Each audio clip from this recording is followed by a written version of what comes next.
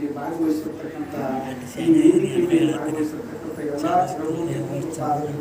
ಅನಂತ ಕೋಟಿ ಭಕ್ತ ಪ್ರಣಾಮಗಳನ್ನು ಸಲ್ಲಿಸುತ್ತಾ ಅದೇ ತೆರನಾಗಿ ಈ ಕಾರ್ಯಕ್ರಮಕ್ಕೆ ಆಗಮಿಸಿ ಈ ಕಾರ್ಯಕ್ರಮವನ್ನು ಬಲಿಷ್ಠಗೊಳಿಸಬೇಕು, ಈ ಕಾರ್ಯಕ್ರಮಕ್ಕೆ ಶಕ್ತಿ ತುಂಬಬೇಕು ಅನ್ನುವಂತಹ ಈಗೇನು ಶರಣಿಯವರ ಕಾರ್ಯಕ್ರಮಕ್ಕೆ ಬಂದಿರಿ ನಿಮ್ಮ ಪಾದಕ್ಕೂ ಕೂಡ ಅನಂತ ಕೋಟಿ ಭಕ್ತಿ ಪ್ರಣಾಮಗಳನ್ನು ಸಲ್ಲಿಸುತ್ತಾ ಇವತ್ತಿನ ಈ ಒಂದು ಸುಸಂದರ್ಭದ ಕಾರ್ಯಕ್ರಮಕ್ಕೆ ನಿರೂಪಣೆಯನ್ನು ಮಾಡ್ತಾ ಇರ್ತಕ್ಕಂಥ ಮೇಘಾಡಿ ಗುರುಗಳಿಗೆ ನಮ್ಮ ಪ್ರಕಾಶನ ಮನ್ವಿಯವರು ಹುಮಾರಿ ಹಾಕಿ ಅವ್ರಿಗೆ ಸನ್ಮಾನಿಸಿಕೊಳ್ತನ್ನುವಂಥದ್ದನ್ನು ನಾವು ವಿನಂತಿ ಪೂರ್ವಕವಾಗಿ ಕೇಳ್ಕೊತೀವಿ.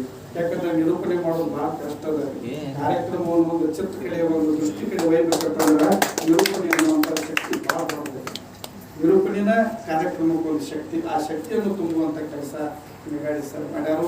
ಎಲ್ಲ ಸದ್ಭಕ್ತರ ವತಿಯಿಂದ ಅವರಿಗೆ ಅಭಿನಂದನೆಗಳನ್ನು, ಗುರು ಹನುಮಂತರ ಆಶೀರ್ವಾದ, ಗುರು ಪರಂಪರೆ ಆಶೀರ್ವಾದ ಇರಲಿ ಅಂತಂದ ಈ ಸಂದರ್ಭದಲ್ಲಿ ಕೇಳ್ತಾ, ಇವತ್ತ ಏನಾಗಿದ್ದಪ್ಪ ಅಂತಂದ್ರೆ ನಮ್ಮ ಬದುಕು ಒಂದು ಹಾವಿನಂಗೆ ನಾವು ಬದುಕನ್ನು ನಾವು ಅನುಭವಿಸಕತ್ತೀವಿ. ಒಂದು ಹಾವು ಒಂದು ಕಾಲ್ಪನಿಕ ಕಥೆ ಇದು, ಅದರ ಗರ್ಭಿತವಾಗಿರ್ತಕ್ಕಂಥ ಕಥೆ. ಒಂದು ಹಾವು ಏನು ಮಾಡಿದಪ್ಪ ಅಂತಂದ್ರೆ ಬಡಿಗೌಡನ ಮನೆಯಲ್ಲಿ ಹೋಗ್ತಾ ಇರತಕ್ಕಂಥ ಸಂದರ್ಭದೊಳಗೆ ಗರಗಸ ಅನ್ನುವಂತಹ ಒಂದು ಅದಕ್ಕೆ ಏನು ಮಾಡಿದಪ್ಪ ಅಂತಂದ್ರೆ ತಟ್ಟಿದ್ರೆ ಬಾಲಕ್ಕೆ ತಟ್ಟಿದ ಕೂಡಲೇ ಅದಕ್ಕೆ ಏನಾಗಿ ಬಿಡ್ತಪ್ಪ ಅಂತಂದ್ರೆ ನೋವಾಗಿ ರಕ್ತ ಬರ್ತದೆ. ಅದು ಹಾವು ಏನು ಮಾಡಿದಪ್ಪ ಅಂತಂದ್ರೆ ರೀ ಶಿಟ್ಟು ಬರ್ತಾರೆ. ಅದು ಹಾವಿಗೆ ಸಿಟ್ಟು ಬಂದ ನನ್ನ ನೀ ಕಚ್ತೇನ, ನನಗೆ ನೀ ಇದನ್ನು ಮಾಡ್ತೇನೆ ಅಂತಂದು ಹೇಳಿ ಇದನ್ನು ಹೆಂಗಾರ ಮಾಡಿದನ ಏನಪ್ಪ ಅಂತಂದ್ರೆ ಇದನ್ನು ಬಿಡಬಾರ್ದು ಅಂತಂದು ಹೇಳಿ ಗರಗಸವನ್ನ ಗಟ್ಟಿಯಾಗಿ ಹಿಡ್ಕೊಂಡ್ಬಿಡ್ತದೆ. ಯಾವ ರೀತಿ ಉಸಿರು ನಿಲ್ಲಿಸ್ಬೇಕಂತಂದು ಪ್ರಯತ್ನ ಮಾಡ್ತಿರ್ತಲ್ಲ ಆ ಟೈಪ್ ಹಾವ ಏನ್ ಮಾಡಿತ್ತು, ಗರಗಸವನ್ನ ಸುತ್ತ ಹೊಡೆದ್ ಬಿಡ್ತ್ರಿ. ಸುತ್ತ ಹೊಡೆದ ಕೂಡಲೇ ಗರಗಸ ನೋಡಿ ಹಾವೇನಾಗಿ ಬಿಡ್ತೈತ್ರಿ, ನಾಶ ಆಗಿಬಿಡ್ತೈತಿ. ಹಂಗ ನಾವು ಏನ್ ಮಾಡಕತ್ತೀವಪ್ಪ ಅಂತಂದ್ರ ಹಾವಿನಂಗ ಯಾವ್ದ್ಯಾವ್ದಕ್ಕೂ ಸುತ್ತ ಹೊಟ್ಟು ಬಿಟ್ಟಿದ್ರು. ನಾವು ತಿಳ್ಕೊಂಡೀವಿ ಅದು ಸತ್ಯದ ನಾವು ತಿಳ್ಕೊಂಡು ನಾವು ಏನ್ ಮಾಡಾಕತ್ತೀವಪ್ಪ ಅಂತಂದ್ರ ಇರ್ಬೇಕಾದದ್ದನ್ನ ಬೆಟ್ಟ ಎಲ್ಲಾರದ ಕಡೆ ಏನ್ ಮಾಡಾಕತ್ತೀವಿ, ನಾವು ಕೊಟ್ಟು ಬಿಟ್ಟಿವಿ. ಮುಂದೊಂದು ದಿವಸ ಏನಾಗ್ತದಪ್ಪ ಅಂತಂದ್ರ ಹಾವಿನ ಗತಿನ ನಮ್ಮ ಮುಗಿಸಿ ಜನ್ಮಕ್ಕೆ ಅನ್ನುವಂಥದ್ದನ್ನ ಶರಣರು ಎಚ್ಚೆತ್ತುಕುವಂತ ಮಾತನ್ನ ಹೇಳ್ಯಾರ. ಒಂದು ಭೂಮಿ ಅದ, ಒಂದು ಹೊಲ ಅದ. ಆ ಹೊಲಕ್ಕೆ ನೀವು ಒಂದು ಒಳ್ಳೆ ಉಳುಮೆ ಮಾಡಿ ಒಳ್ಳೊಳ್ಳೆ ಬಿತ್ತನೆ ಬೀಜಗಳನ್ನ ಆಯಾ ಸಂದರ್ಭಕ್ಕೆ ಅನುಸಾರವಾಗಿ ಗೊಬ್ಬರಗಳನ್ನು ಹಾಕಿ ನೀರನ್ನು ಹಾಕಿ ನೀವು ಬೆಳೆದಿದ್ದೆ ಆದ್ರೆ ಅಲ್ಲಿ ಫಲವತ್ತಾದ ಬೆಳೆಗಳನ್ನು ಬೆಳೆಯುವಂತ ಸಂದರ್ಭ ಬರ್ತದೆ. ಅದೇ ಹೊಲವನ್ನ ನೀವು ಏನೂ ಬಿತ್ತನೆ ಮಾಡಲಿಲ್ಲ, ಅಲ್ಲಿ ಬೆಳೆಯನ್ನು ಬೆಳಲಿಕ್ಕೆ ಏನೋ ಒಂದು ವ್ಯವಸ್ಥೆಯನ್ನು ನೀವು ಮಾಡ್ಲಿಲ್ಲಪ್ಪ ಅಂತಂದ್ರ ಅಲ್ಲಿ ಫಲವತ್ತಾದ ಬೆಳೆ ಬರುವುದಿಲ್ಲ. ಆ ನಿರೀಕ್ಷಣೆ ಮಾಡೋದೇನಪ್ಪ ಅಂತಂದ್ರೆ ತಪ್ಪಾಗ್ತದ. ಹಂಗ ಮನುಷ್ಯನ ಅಂತಃಕರಣ ಅನ್ನುವಂಥದ್ದು ಒಂದು ಫಲ ಐತೆ. ಪ್ರತಿಯೊಬ್ಬ ಮನುಷ್ಯನ ಅಂತಃಕರಣ ಅನ್ನುವಂಥದ್ದು, ಪ್ರತಿಯೊಬ್ಬ ಮನುಷ್ಯ ದೇವರು ಪ್ರತಿಯೊಬ್ಬ ಮನುಷ್ಯನಲ್ಲಿ ಅಂತಃಕರಣ ಅನ್ನುವಂಥದ್ದು ಬಹಳ ದೊಡ್ಡದಿರ್ತದ.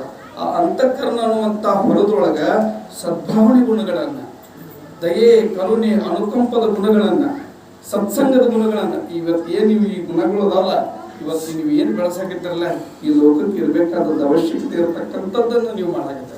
ನಾವು ಭಾಳ ಅಭಿಮಾನ ಅನಿಸ್ತದ. ಯಾಕಂತಂದ್ರೆ 87 ವರ್ಷವರೆಗೂ ಇದನ್ನು ನಿರಂತರವಾಗಿ ಮಾಡ್ಬೋದು ಬಂದಿರಪ್ಪ ಅಂತಂದ್ರೆ ಇದು ಅಷ್ಟು ಸರಳ ಅಲ್ಲ. ಏನೋ ಒಂದು ಶಕ್ತಿ ನಮ್ಮ ಹಿರಿಯರಲ್ಲಿ ಐತಿಪ ಅನ್ನುವಂಥದ್ದನ್ನು ತೋರಿಸ್ಕೊಡ್ತಾರೆ. ಯಾಕಂದ್ರೆ ಕಾರ್ಯಕ್ರಮಗಳು ಮಾಡೋದು ಅಷ್ಟು ಸರಳ ಇಲ್ಲ, ಆದರೂ ಕೂಡ ಅವರು ಇವತ್ತಿನವರೆಗೆ ಮಾಡ್ಕೊತ ಬಂದಾರು. ಅದಕ್ಕೆ ಇವತ್ತ ಮನುಷ್ಯನ ಅಂತಃಕರಣ ನಮಗ ಸದ್ಭಾವನೆ ಗುಣಗಳನ್ನು ನಾವು ಬಿತ್ತಲಿಲ್ಲಪ್ಪ ಅಂತಂದ್ರೆ ದುರ್ಭಾವನ ಗುಣಗಳು ಬೆಳಿತಾವ.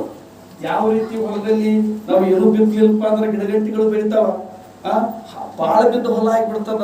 ಅದೇ ತೆರನಾಗಿ ನಮ್ಮ ಮನಸ್ಸು ಆಕೈತಿ ಅನ್ನುವಂಥದ್ದನ್ನ ಹೇಳ್ತಾ ಇವತ್ತಿನ ದಿನ ನಾವು ಏನಾಗೈತಪ್ಪ ಅಂತಂದ್ರೆ ಸತ್ಯದ ಜೊತೆ ಸತ್ಯ ಶವದ ಜೊತೆ ಬಹಳ ಯಾರು ಇರುವುದು, ಸತ್ಯದ ಜೊತೆ ಸತ್ಯ ಶವದ ಜೊತೆ ಬಹಳ ಯಾವತ್ತೂ ಇರುವುದಿಲ್ಲ. ಇವತ್ತಿನ ದಿನ ಏನಾಗೈತಿಪ್ಪ ಅಂತಂದ್ರ ಸತ್ಯ ಲೋಪರಾಗೈತಿ, ಸುಳ್ಳ ಸೂಪರ್ ಆಗೈತಿ. ರೀತಿ ನೀತಿ ನಿಯತ್ತು ಅನ್ನುವಂಥದ್ದು ಏನಾಗಿತ್ತಪ್ಪ ಅಂತಂದ್ರೆ ಪಾಪರ ಯಾರು ಕೇಳಕ್ಕೆ ಸಾಧ್ಯ ಇಲ್ರಿ. ನಾವು ಏನೇನು ಒಳ್ಳೆಯದು ಹೇಳಕತ್ತೀವಪ್ಪ ಅಂತಂದ್ರೆ ಇವತ್ತು ಅದಕ್ಕೆ ಬೆಲೆ ಇಲ್ಲ ಅನ್ನುವಂಥ ಸ್ಥಿತಿ ಇವತ್ತು ಬಂದ್ಬಿಟ್ಟೆ. ಅದಕ್ಕೆ ನಾವು ಏನು ಮಾಡಬೇಕಾಗಿತ್ತಪ್ಪ ಅಂತಂದ್ರೆ ಇವತ್ತಿನ ದಿನ ಹಣಕ್ಕೆ ಮತ್ತು ಸಂಪತ್ತಿಗೆ ಅಷ್ಟೊಂದು ಬೆಲೆಯನ್ನು ಕೊಡಲಾರ್ದ, ಅಷ್ಟೊಂದು ಅದನ್ನು ಆರಾಧನೆ ಮಾಡಲಾರ್ದ, ರೀತಿ ನೀತಿ ನಿಯತ್ತು ಒಳ್ಳೆಯ ಗುಣಗಳನ್ನು ಹೊಂದಿರತಕ್ಕಂಥ ವ್ಯಕ್ತಿಗಳನ್ನ ನೆಗ್ಲೆಕ್ಟ್ ಮಾಡಲಾರ್ದ, ಅವರಿಗೆ ಬೆನ್ನು ತಟ್ಟುವಂತ ಕೆಲಸ ನಾವು ಮಾಡಿದ್ದೇ ಆದ್ರೆ ಮುಂದೊಂದು ದಿವಸ ಸದೃಢ ಸಮಾಜದ ನಿರ್ಮಾಣಕ್ಕೆ ನಾಂದಿ ಆಕೈತಿ ಅನ್ನುವಂಥ ಮಾತನ್ನ ಈ ಸಂದರ್ಭದಾಗ ಹೇಳ್ತಾ, ನಾವು ಅನೇಕ ದೇವಾಲಯಗಳಿಗೆ ಹೋಗ್ತೀವಿ, ನಾವು ಅನೇಕ ದೇವಸ್ಥಾನಗಳಿಗೆ ಹೋಗ್ತೀವಿ, ದೇವರ ಮುಂದೆ ನಮ್ಗೆ ತಿಳಿದ ಕಾಣಿಕೆಗಳನ್ನ ಇಡ್ತೀವಿ. ದೇವರದ್ದು ನಮಗೆ ಕಾಣಿಕೆಗಳನ್ನ ಸಲ್ಲಿಸ್ರಿ ಅಂತಂದು ಎಲ್ಲಿ ಹೇಳುವುದಿಲ್ಲ. ಎಷ್ಟು ಕೊಡ್ರಿ ಅಂತಂದು ಎಲ್ಲೇ ಹೇಳ್ತಾರೆ ಬಿಟ್ಟೇವು. ಆದರೂ ಕೂಡ ನಮ್ಮ ಮನಸ್ಸಿನ ಆನಂದಕ್ಕೋಸ್ಕರನು, ನಮ್ಮ ಮನಸ್ಸಿನ ಸಂಕಲ್ಪಕ್ಕೋಸ್ಕರನು ಅಲ್ಲೊಂದಿಷ್ಟು ಇಲ್ಲೊಂದಿಷ್ಟು ಕಾಣಿಕೆಗಳನ್ನ ಕೊಟ್ಟು ದೇವರದ ಒಂದು ದರ್ಶನ ಮಾಡ್ಕೊಂಡು ನಾವು ಬರ್ತೀವಿ.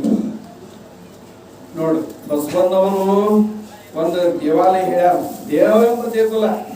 ಈ ದೇವೆಂಬ ದೇಗುಲದೊಳಗೂ ಒಬ್ಬ ಪರಮಾತ್ಮನ. ಆ ಪರಮಾತ್ಮ ಯಾರಪ್ಪ ಅಂತಂದ್ರ ನೀಲಕಂಠೇಶ್ವರ ಪರಮಾತ್ಮ. ನೀಲಕಂಠೇಶ್ವರ ಪರಮಾತ್ಮ ಹೆಂಗೆ ಕೆಲಸ ಮಾಡಕತ್ತಾರಪ್ಪ ಅಂತಂದ್ರ ಪಾಸಿಟಿವ್ ಆಗಿ ನೆಗೆಟಿವ್ ಆಗಿ ಕೆಲಸ ಮಾಡಕತ್ತಾನ. ಇವತ್ತ ಒಂದು ಏನಪ್ಪಾ ಅಂತಂದ್ರ ಒಂದು ಹುಲ್ಲು ಕಂಡಿ ಅಡಿಗಾಡ್ಬೇಕಾದ್ರೂ ಆ ಪರಮಾತ್ಮನ ಶಕ್ತಿ ಬೇಕು. ಇವತ್ತು ನಾವು ಮಾತಾಡ್ಬೇಕಾದ್ರೂ ಆ ಪರಮಾತ್ಮನ ಆಜ್ಞೆ ಇದ್ರೆ ಮಾತ್ರ ಸಾಧ್ಯ ಆಗೈತ್ರಿ. ನಾವು ಏನೇನೇ ತಿಳ್ಕೊಂಡು ಮಾತಾಡ್ತೀವಪ್ಪ ಅಂತಂದ್ರ ಅದು ಸಾಧ್ಯವಿಲ್ಲ. ನೀಲಕಂಠೇಶ್ವರ ಪರಮಾತ್ಮನ ಕೃಪೆ, ಅನುಗ್ರಹ, ಆಶೀರ್ವಾದ ಇರ್ಬೇಕು. ಹನುಮನ ಆಶೀರ್ವಾದ ನಮಗೆ ಬೇಕು, ಶ್ರೀರಾಮನ ಆಶೀರ್ವಾದ ನಮಗೆ ಬೇಕು. ಇದ್ದಾಗ ಆ ಪರಮಾತ್ಮನ ಆಶೀರ್ವಾದ ಇತ್ತಪ್ಪ ಅಂತಂದ್ರ ಇದೆಲ್ಲ ನಮಗೆ ಸಾಧ್ಯ ಆಕೈತಿ. ಯಾಕಂತಂದ್ರ ಆ ಶಕ್ತಿಯನ್ನು ಕೊಡುವಂತ ಕೆಲಸ ಯಾರು ಮಾಡ್ತಾರಪ್ಪ ಅಂತಂದ್ರೆ ಆ ಪರಮಾತ್ಮ ಮಾಡ್ತಾನೆ. ಅದಕ್ಕೆ ನಾವು ಏನೂ ಕೇಳಲಾರ್ದಂತಹ ದೇವಸ್ಥಾನದೊಳಗೆ ನಾವು ಕಾಣಿಕೆಗಳನ್ನು ನಾವು ಕೊಡ್ತೀವಿ. ಇಷ್ಟೆಲ್ಲ ನಮಗೆ ಉಸಿರು ಕೊಟ್ಟಾನ ಪರಮಾತ್ಮ. ನಮ್ಮ ಬದುಕು ಭಿಕ್ಷೆ ಇದೆ. ಆ ಪರಮಾತ್ಮ ಕೊಟ್ಟ ಭಿಕ್ಷೆ ನಮ್ಮ ಜೀವನ, ನಮ್ಮ ಕೈಯ ಕಾಲ ಮೂಗ ಎಲ್ಲ ಕೊಟ್ಟಾನ. ನಮಗೆ ಇವತ್ತು ಈ ಭೂಮಂಡಲದ ಮೇಲೆ ಏನು ಸವಿಯನ್ನು ಅನುಭವಿಸ್ಬೇಕಲ್ಲ ಅದನ್ನೆಲ್ಲ ಮಾಡಿ ನಮಗೆ ಗೊಂಬೆ ಮಾಡಿ ತಯಾರು ಮಾಡಿ ಆ ಪರಮಾತ್ಮ ನಮಗೆ ಕೊಟ್ಟು ಕಳಿಸ್ಯಾನ. ಈ ದೇಹ ಎಂಬ ದೇಗುಲದೊಳಗೆ ಅದಾನ. ನಾವು ಏನು ಕೊಟ್ಟೇದೀವಿ ಇಲ್ಲಿವರೆಗೆ ಇವತ್ತು ಅನ್ನುವಂಥದ್ದನ್ನ ನಾವು ಯೋಚನೆ ಮಾಡಬೇಕಾಗ್ತದೆ. ನಾವು ನೀಲಕಂಠೇಶ್ವರ ಪರಮಾತ್ಮಗೆ, ಆ ಪರಮಾತ್ಮಗೆ, ಹನುಮನ ಪರಮಾತ್ಮಗೆ, ಶ್ರೀರಾಮ ಪರಮಾತ್ಮಗೆ ನಾವು ಏನು ಕೊಟ್ಟೇದೀವಿ ಅನ್ನುವಂಥದ್ದನ್ನ ನಾವು ಯೋಚನೆ ಮಾಡಬೇಕಾಗ್ತದೆ. ಅವ ಏನು ಕೇಳೋದಿಲ್ಲ, ನೀಲಕಂಠೇಶ್ವರ ಪರಮಾತ್ಮ ಹನುಮ ಏನು ಕೇಳೋದಿಲ್ಲ, ಶ್ರೀರಾಮ ಏನು ಕೇಳೋದಿಲ್ಲ. ನಿಮ್ಮಲ್ಲಿ ಏನು ಕೇಳ್ತಾರಪ್ಪ ಅಂತಂದ್ರ ಸಾರ್ಥಕವಾದ ಜೀವನವನ್ನು ನೀವು ನಡೆಸಬೇಕು. ಹೆಂಗೆ ಸಾರ್ಥಕವಾದ ಜೀವನ ಇರಬೇಕಪ್ಪ ಅಂತಂದ್ರ ದಯೆ, ಕರುಣೆ, ಅನುಕಂಪದ ಗುಣಗಳನ್ನ ಅಳವಡಿಸಿಕೊಂಡು ನೀವು ಬದುಕಿದ್ದೆ ಆದ್ರ ಆ ಏನ್ ನೀವು ಕಾಣಿಕೆ ಕೊಡ್ತಿರ್ಲ ಆ ಬದುಕ್ತಿರ್ಲ ಅದನ್ನ ಕಾಣಿಕೆ ಅನ್ನುವಂಥದ್ದನ್ನ ಶರಣರು ಆ ಪರಮಾತ್ಮನ ಉದ್ದೇಶಿಸಿ ವರ್ಣನೆ ಮಾಡ್ಯಾರ. ಅದಕ್ಕೆ ಇನ್ನೊಂದು ಮುಖ್ಯ ಹೇಳ್ಬೇಕಂತಂದ್ರ ಇವತ್ತ ನಮಗೆ ಒಟ್ಟ ಕಷ್ಟ ಇಲ್ಲ, ನಮಗೆ ಒಟ್ಟ ತ್ರಾಸಿಲ್ಲ, ನಮ್ಮ ಜೀವನ ಬಹಳ ಚಲೋ ಐತಿ ಅನ್ನುವಂಥದ್ದು ಕೆಲವೊಬ್ಬರಲ್ಲಿ ಇರ್ತದೆ. ನಾವು ಭಾಳ ಪುಣ್ಯವಂತರಿ, ನಮ್ಗೆ ಒಟ್ಟ ಕಷ್ಟ ಇಲ್ಲ, ನಮ್ಗೆ ಏನೆಲ್ಲ ಅಷ್ಟ ಐಶ್ವರ್ಯ ನಮಗೆ ದೇವರ ದಯಪಾಲಿಸಾನು ಅಂತಂದು ನಾವು ತಿಳ್ಕೊಂಡು ನಾವು ಭಾಳ ಪುಣ್ಯವಂತರ ಅಂತಂದು ನಾವು ಹೇಳ್ಕೊತಿರ್ತೀವಿ. ಆದ್ರೆ ನಮ್ಮ ದೃಷ್ಟಿ ಒಳಗೆ ಅದನ್ನ ನಾವು ಹೇಳಿರ್ತೀವಪ್ಪ ಅಂತಂದ್ರೆ ಅದು ತಪ್ಪು. ಆ ರೀತಿ ಅನ್ನಬಾರದು. ಇವತ್ತು ನೀವು ಏನು ಸುಖ ಅನುಭವಿಸಕತ್ತಿರಲ್ಲ ಇದು ಹಿಂದಿನ ಜನ್ಮದ ಕರ್ಮದ ಫಲ. ಇವತ್ತು ನೀವು ಅನುಭವಿಸಕತ್ತೀರಿ ಈ ಜನ್ಮದ ಕರ್ಮದ ಫಲ. ಅದಕ್ಕೆ ಶರಣರು ಏನ್ ಹೇಳ್ಯಾರಪ್ಪ ಅಂತಂದ್ರ ಇಂಥ ಸತ್ಸಂಗದ ಕಾರ್ಯಕ್ರಮದೊಳಗೆ ಈ ಗುರುವಿನ ಸ್ಮರಣ, ಪರಮಾತ್ಮನ ಸ್ಮರಣ ನೀವು ಮಾಡಿದ್ದೆ ಆದ್ರೆ ನಿಮಗೆ ಮುಂದಿನ ಜನ್ಮದಾಗೂ ಕೂಡ ಪುಣ್ಯವಂತ ಆಗುವಂತ ಭಾಗ್ಯ ಸಿಗುತ್ತದೆ. ಮತ್ತ ಇನ್ನೊಂದು ವಿಷಯ ಹೇಳ್ಯಾರ. ಏನ್ ಹೇಳ್ಯಾರಪ್ಪ ಅಂತಂದ್ರ ಇವತ್ತ ನಮ್ಮ ಬದುಕಿನೊಳಗೆ ಬಹಳ ಕಷ್ಟ ಇತ್ತು, ತ್ರಾಸಿತ್ತು, ಸಂಕಟಿತ್ತು, ನಾವು ಪಾಪಿಷ್ಟ ತಿಳ್ಕೊಬಾರ್ದು ಅಂತ ಹೇಳ್ಯಾರ. ಏನ್ರಿ ಭೂಮಿಗೆ ಭಾರ ಆಗಿದೀವ್ರಿ ಅಂತಿರ್ತಾರ ನೋಡ್ರಿ. ಭಾಳ ಪಾಪ ನೋವು ಅನ್ನುವಂಥದ್ದು ಬರ್ತಂದ್ರ ಮನುಷ್ಯಾಗ್ರಿ ಭಾಳ ಅಂದ್ರೆ ಭಾಳ ತ್ರಾಸ್ರಿ. ಆ ನೋವು ಅನ್ನುವಂಥದ್ದು ಬರ್ತಂದ್ರ ಭಾಳ ತ್ರಾಸ. ಅವ್ರು ಹೇಳ್ತಿರ್ತಾರ ನಾವು ಭಾಳ ಪಾಪಿಷ್ಟ್ರಿ ಅಂತಂದ್ರ. ಅದಕ್ಕೆ ಶರಣರು ಏನ್ ಹೇಳ್ಯಾರಪ್ಪ ಅಂತಂದ್ರ ಪರಮಾತ್ಮ ಏನ್ ಮಾಡ್ತಾನಪ್ಪ ಅಂತಂದ್ರ ಇವತ್ತು ನಿಮಗೆ ಕಷ್ಟ ಇರ್ಬೋದು, ನೀವು ಈ ಗುರುವಿನ ಪಥದಾಗ ಈ ಪರಮಾತ್ಮನ ಪಥದಾಗ ಶಿವ ಪಥವನ್ನು ಅರಿವಡೆ ಗುರು ಪಥವೇ ಮೊದಲು, ಗುರು ಪಥವೇ ಅರಿವಡೆ ಶಿವ ಪಥವೇ ಮೊದಲು ಅನ್ನುವಾಗ ಈ ಗುರುವಿನ ಸತ್ಸಂಗದಾಗ ಈ ಒಂದು ಏನ್ ನೀವು ಕಾರ್ಯಕ್ರಮ ಮಾಡಾಕ್ತಾರೆ ಇಂಥ ಸತ್ಸಂಗದಾಗ ಸ್ಮರಣೆ ಮಾಡಿದ್ದೇ ನಿಜವಾದ್ರ ಮುಂದೊಂದು ದಿವಸ ನೀವು ನೆನೆಸದ ಹಾಗನ ನಿಮಗೆ ಪುಣ್ಯದ ಬಲ ಸಿಗ್ತದ, ಅಷ್ಟೈಶ್ವರ್ಯ ನಿಮಗೆ ಗೊತ್ತಾಗಲಾರ್ದ ಪರಮಾತ್ಮ ಕೊಡ್ತಾನೋ ಅನ್ನುವಂಥ ಮಾತನ್ನು ಹೇಳಿ ನನ್ನ ಎರಡು ಮಾತುಗಳಿಗೆ ಮಾತಾಡ್ತೀನಿ.